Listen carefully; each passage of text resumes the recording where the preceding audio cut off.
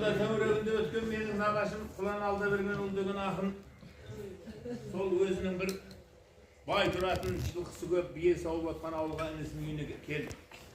Киіз үйге кірген кезде келіні жақтырмай Құдай мына сорымды қайдан жеткізді депті.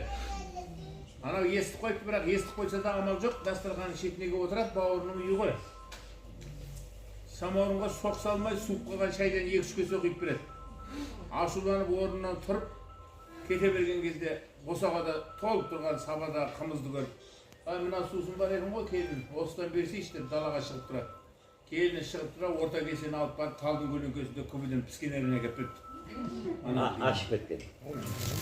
Сосын ашуланады дағыны артына мініп жүре бергенде жаңа несі інісі кеп қалады, қасында 5-6 уәкілі бар, сол ауылдың биі анау.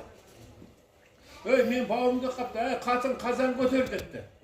Анау атын байлауға кеткенде әйелінің тілінде тиын жоқ деп, "Есіғар еркек деген еркек бұлар, не Құдай алмайды, не басқа алмайды, өмірімнің қазық болды, осы бәлелерден құтылатын күн барма жоқ, азаннан кешкенде аңдығандар тамақ, күннің ыстығында ошақтың басында жүре беру оңай ма екен" деп, анау енді автомат сөйлеп жатыр дейді. Оны ана күйеуі білмейді, қайтып келсе анау аттан түспеген. "Ей, неге түспейсің аттан? Бауырымның үйіне келдің, бір түнеп кет, сені ақын жырау деп мақтап жүрмін мен ағайындарын бәріне.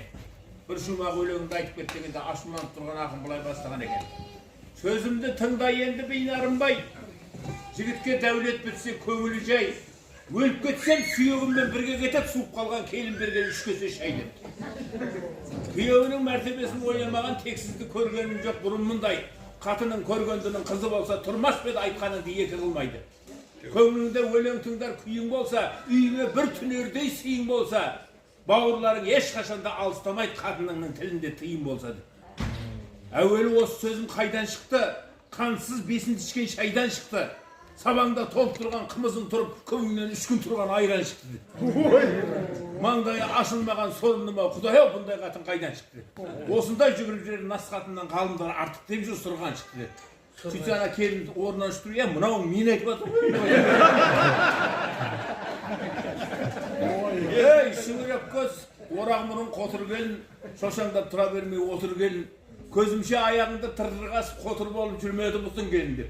"Мен білем, әкесі бұл келіннің кекілдеген, белбеуі өмірінше бекілмеген, көргенсіз адам тұғын әкесі де есігін жауып қойып етін жеген. Жабы шіркін пар келмес арғымаққа, есеп жоқ қой Құдай берген саған бақта. Дүние деген не ол, қазынадан жетер деймін, талап қыл текті жерден қыз алмаққа. Көргенсіздер ер қадірін қайдан білсін, болама сөйлемесем түртіп шапқа. Бұл сөзді мен айтпасам, кім айтады шырағым, ағаңның насихатын ал құлаққа" деп адына қамшылап.